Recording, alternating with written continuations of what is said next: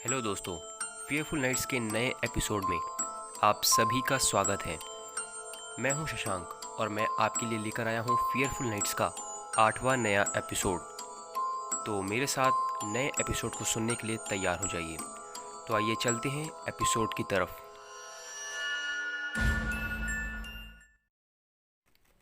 बड़ी मुश्किलों से किसी तरह अपने ऑफिस से छुट्टी लेकर संजीव ने कहीं बाहर जाने का प्लान बनाया। करीब कुछ एक हफ्ते की छुट्टी मिली थी उसको ऑफिस से। इन छुट्टियों में बस एक ही प्लान था उसका कि कुछ दिन रोज़मर्रा की भाग दौड़ से दूर कहीं जाके अपने माइंड को बिल्कुल फ्रेश कर लेगा। करीब 8 दिन का एक ट्रिप बुक किया था। इस ट्रिप पे ना ही उसके साथ उसके बच्चे और ना ही उसकी बीवी थी। ऊटी के इस ट्रिप पर उसने पहले तो अपने 4 दिन होटल में बिताए। उसके बाद उसने पहले से ही सोच रखा था कि बचे हुए 4 दिन वो ऊटी की कुछ मशहूर जगहों पर घूमेगा। तो उसने पहले के 3 दिन तो नई नई जगहों पे घूम के अपना माइंड बिल्कुल टेंशन फ्री कर लिया। और इसके बाद बचे हुए आखिरी दिन वो ऊटी की मार्केट घूमने गया, ये सोच के कि क्या पता कुछ खरीदने को मिल जाए। तो वो मार्केट में घूम ही रहा था कि तभी उसको एक एंटिक्स की दुकान दिखी। वो उस दुकान में गया और वहाँ से उसने 2 फ्लावर वास लिए जो उसको बहुत खूबसूरत लग रहे थे। इसके बाद वो उस दुकान से निकल ही रहा था कि तभी उसकी एक घड़ी पे नज़र गई। तो उसने उसको देखते ही उसका दाम पूछा। तो उस दुकानदार ने उससे बोला कि जी ये घड़ी बेचने के लिए नहीं है। इस पर जब संजीव ने उससे पूछा कि बेचने के लिए नहीं है मतलब, तो उस दुकानदार ने उससे बोला मतलब ये डिफेक्टिव पीस है, चलते चलते अपने आप बंद हो जाती है। वो दुकानदार बहुत कोशिश कर रहा था संजीव को समझाने की कि वो घड़ी बिकाऊ नहीं है, लेकिन संजीव को पता नहीं ऐसा क्या दिखा उस मामूली घड़ी में जिसके लिए संजीव उस दुकानदार से लड़ने को तैयार हो गया। संजीव के अंदर का ऐसा गुस्सा देख वो दुकानदार उसको घड़ी देने को तैयार हो गया, लेकिन उसने घड़ी देने से पहले संजीव से 2 बातें बोली। पहली कि ये घड़ी अपने आप बीच बीच में बंद हो जाती है, तो बस एक बात का ध्यान रखिएगा कि जब भी यह घड़ी बंद हो तो ये आपके शरीर के संपर्क में ना हो, यानी ये आपके संपर्क में ना हो, आपसे थोड़ी दूर हो। दूसरा, इस घड़ी को ले जाने के बाद अगर उसके साथ कोई भी गड़बड़ होगी तो उसका जिम्मेदार संजीव खुद होगा। जल्दी जल्दी में ही संजीव ने उसकी सारी बातें सुनी और उसको घड़ी के पैसे देके वहाँ से चला गया। इसके बाद होटल पहुँच के उसने वापस जाने की तैयारी की और अगले दिन सुबह होटल से चेकआउट करके अपने घर के लिए निकल गया। रास्ते में ड्राइव करते हुए जब संजीव ने सोचा कि फ़ोन करके एक बार अपनी बीवी सुचिता को बता दे कि वो घर वापस आ रहा है ताकि वो कुछ खाने के लिए बना ले, उसने अपना फ़ोन तो उठाया, लेकिन फ़ोन को हाथ में लेते ही फ़ोन लो बैटरी का साइन दिखा के बंद हो गया। फ़ोन करना तो दूर, संजीव ठीक से टाइम तक नहीं देख पाया था। टाइम देखने के लिए जब उसने ऊटी से खरीदी हुई घड़ी को अपनी जेब से निकाला तो वो मनी मन यही सोच रहा था कि सुचिता मुझे फ़ोन कर रही होगी। लेकिन जैसे ही उसने उस घड़ी को देखा तो वो रुकी हुई थी। घड़ी को सामने स्टीयरिंग व्हील के पास रख दिया और वो बस घर जाने की बात सोच के ड्राइव करता जा रहा था। करीब 2.5 से 3 घंटे के बाद वो घर पहुंचा, लेकिन घर पहुंचते ही उसने देखा कि गेट पे ताला लगा हुआ था। ये देख उसने अपने कार से चार्जर निकाला और वो अपने फ़ोन और चार्जर को लेकर अपने पड़ोसी के घर गया, ये सोच के कि कम से कम फ़ोन चालू हो तो वो सुचिता को फ़ोन करके पूछ सके कि वो इस वक्त घर में ताला लगा के आखिर कहाँ गई है। तो जैसे ही उसने अपने पड़ोसी का गेट खटखटाया तो गेट खोलते ही सामने संजीव को देख मिस्टर कौशिक ने उससे हड़बड़ाते हुए बोला, अरे संजीव भाई आप कहाँ थे तब से? आपको पता है सुचिता जी सीढ़ियों से फिसल गई थी, उनका सिर फट गया था। ये तो अच्छा हुआ कि उसी टाइम मैं और सीमा गेट पर खड़े थे, नहीं तो उनकी चीख ना हमें सुनाई देती और ना हम उनको बचा पाते। मैंने जल्दी से अरुण और सीमा के साथ सुचिता जी को एडमिट करा दिया था।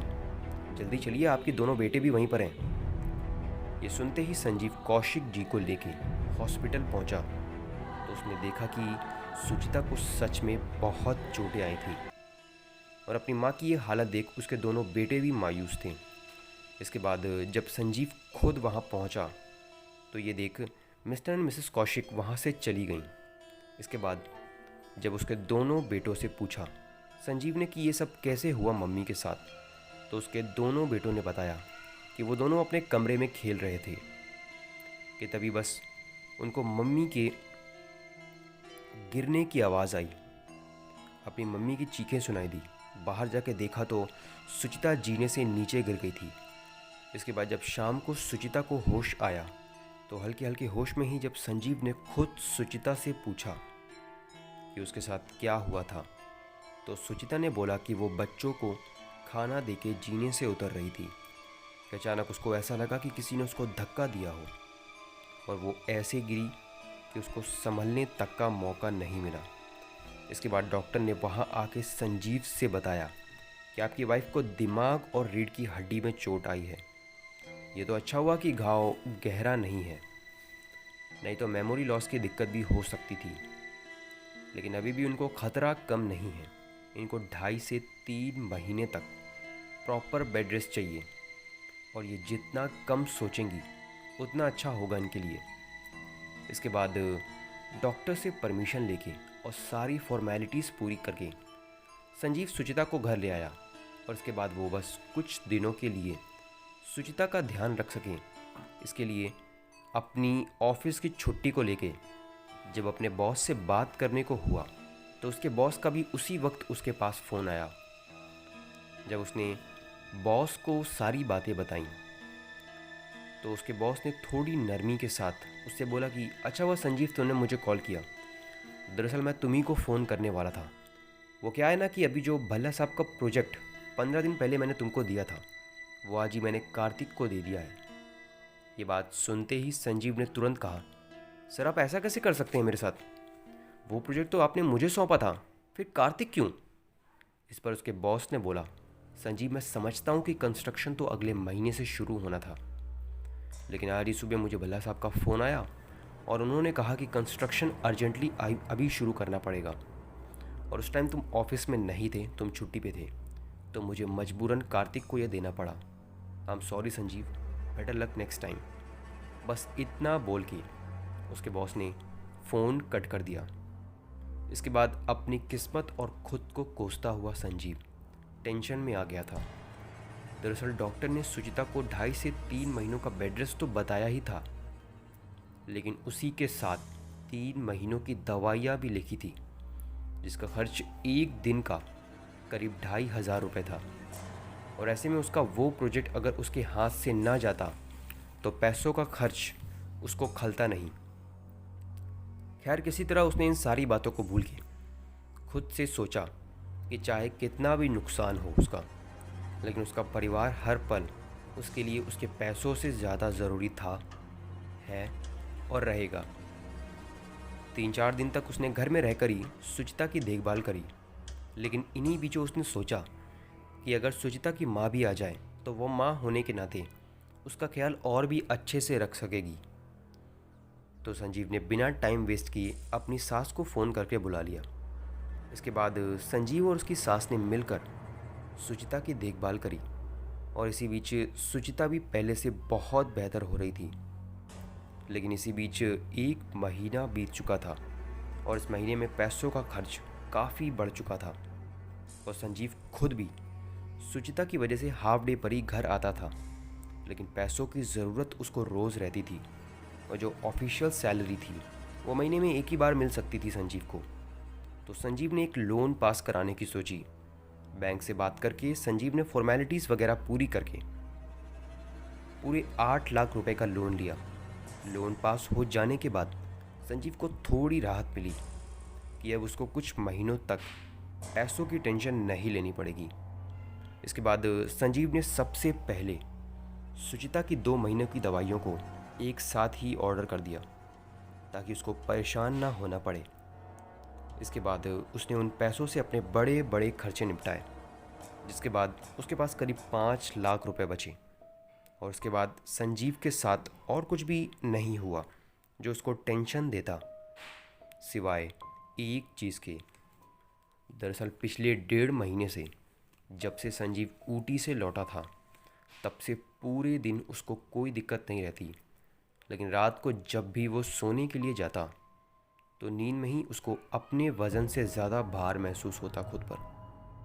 और गौर करने की बात यह थी कि जब भी वो सुबह उठता तो चीज़ें वापस से नॉर्मल हो जाती। इस चीज़ को उसने अपने डॉक्टर को भी दिखाया तो उसने कुछ विटामिन्स और सप्लीमेंट्स लिखे। इसके बाद आज करीब 2 महीने हो चुके थे। सुचिता की हालत में काफ़ी सुधार था, सिवाय कुछ चीज़ों के। वो ये कि जब सुचिता उठकर कुछ करने की कोशिश करती तो उसको पीठ में एक दर्द सा उठता। इस बात की टेंशन जब सुचिता की माँ और संजीव को हुई तो उसने डॉक्टर से बात करी।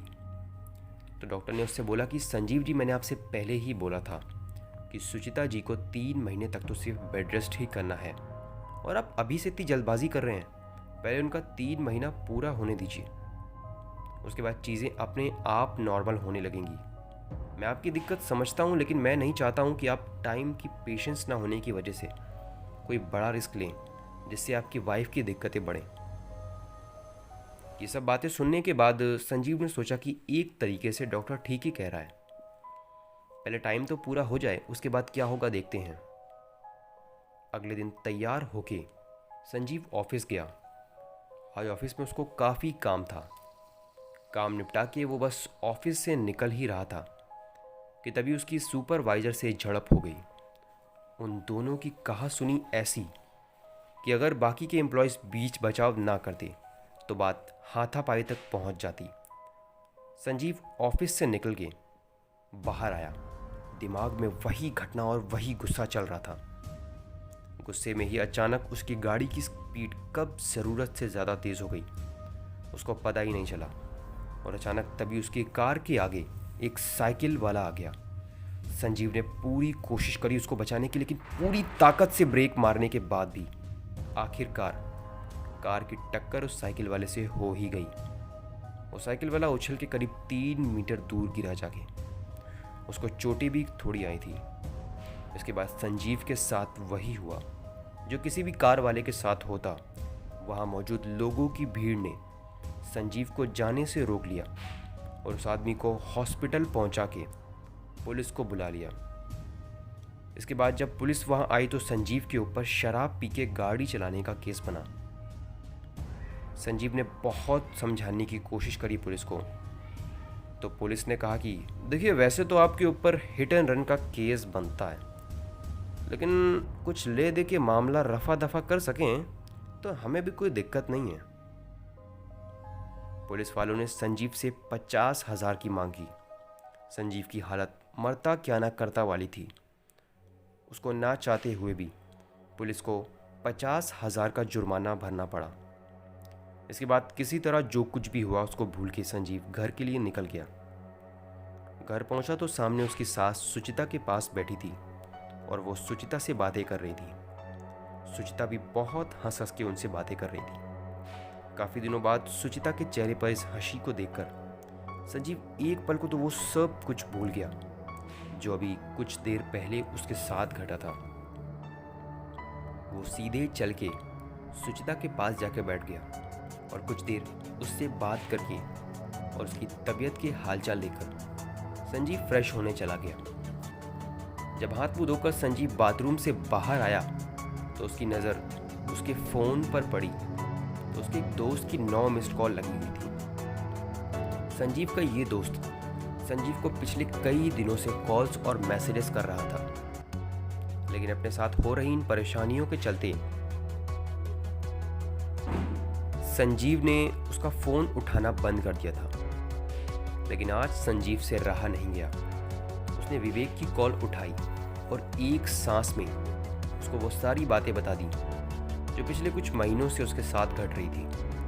उसकी सारी बातें सुनने के बाद उसके दोस्त ने उससे एक ही बात बोली, अब यार तेरे साथ इतना कुछ हो गया है और तू मुझे अब बता रहा है। इसके बाद विवेक ने उसको अगले दिन संडे को मिलने के लिए बुलाया तो वो अगले दिन तैयार होके विवेक से मिलने गया। तो विवेक उसको कहीं लेकर जा रहा था। पूरे रास्ते कार में संजीव पूछ पूछ के परेशान हो गया कि विवेक उसको कहाँ लेकर जा रहा था, लेकिन विवेक ने उसकी कुछ ना बताया और ना कुछ सुना। वो बस उसको लेकर चलता गया और चलता गया। विवेक की कार एक गांव के पास जाके रुकी। संजीव ने कार के गेट को खोलते ही विवेक से फिर से पूछा, अभी तू मुझे कहाँ लेकर आया है? तो विवेक ने उसको चुप रहने का इशारा किया, जिसके बाद विवेक उसको एक झोपड़ी में लेकर गया जहाँ एक उम्रदराज बाबा बैठे हुए थे। विवेक ने सबसे पहले बाबा के पैर छुए और फिर उसको संजीव की परेशानियों के बारे में बताया। तो संजीव चिढ़ता हुआ बाबा को देखकर बोला कि अबे विवेक, तू मुझे इनके पास लेकर आया है क्या सोच के कि ये मेरी प्रॉब्लम सॉल्व कर देंगे? इस बात पर बाबा ने उसको एक नज़र ऊपर से नीचे तक देखा और उसके बाद एक हल्की सी हंसी के साथ बाबा ने उससे बोला, तेरे साथ जो कुछ भी हो रहा है उसमें तेरे भाग्य की कोई गलती नहीं है, गलती तेरी है जो तू उस बुरी शक्ति को अपने साथ ज़बरदस्ती ले आया है। और अगर तूने उसको जल्द खुद से अलग नहीं किया तो वो दिन दूर नहीं जब तू खुद अपने हाथों से अपनी ज़िंदगी को ख़त्म कर लेगा।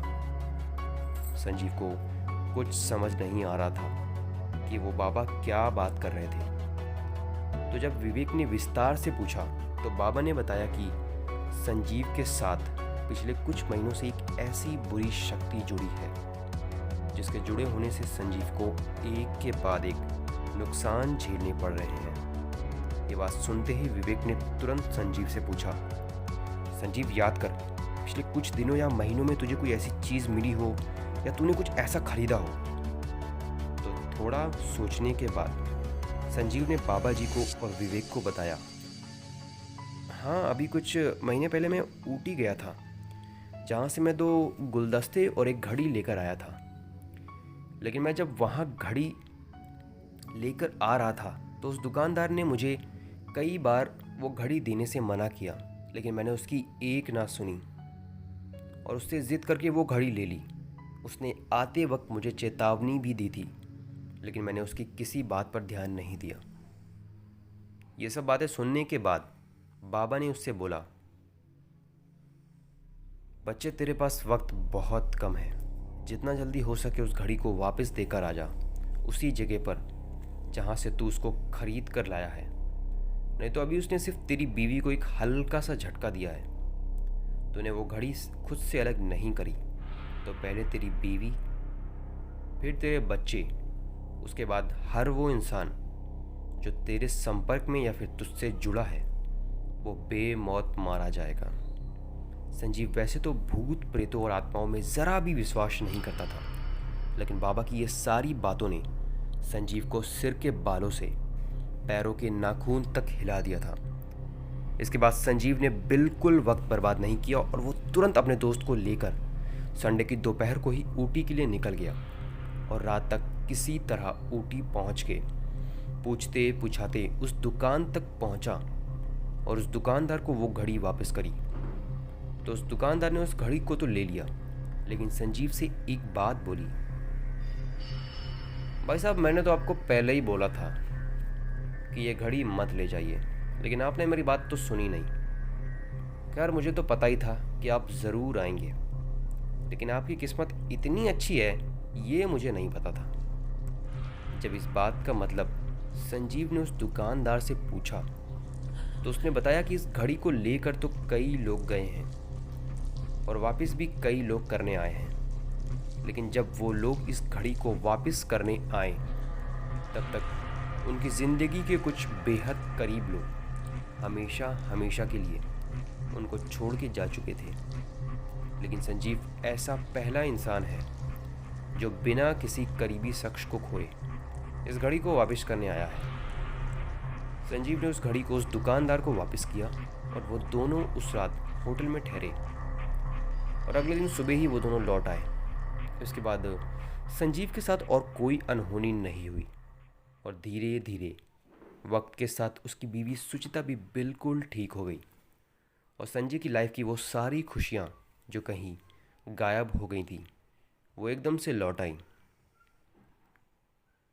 आज संजय बहुत खुश है और आज भी जब भी वो वक्त देखता है तो उसको एक ही बात याद आती है कि अगर सही वक्त पे विवेक उसको बाबा जी के पास ना ले जाता तो आज वो शायद ज़िंदा ना होता। दोस्तों, ये थी आज की एक कहानी। अगर आपको कहानी पसंद आए तो लाइक, शेयर एंड सब्सक्राइब करना ना भूलें। मिलता हूँ आपसे नेक्स्ट वीडियो में। तब तक के लिए good bye and take care.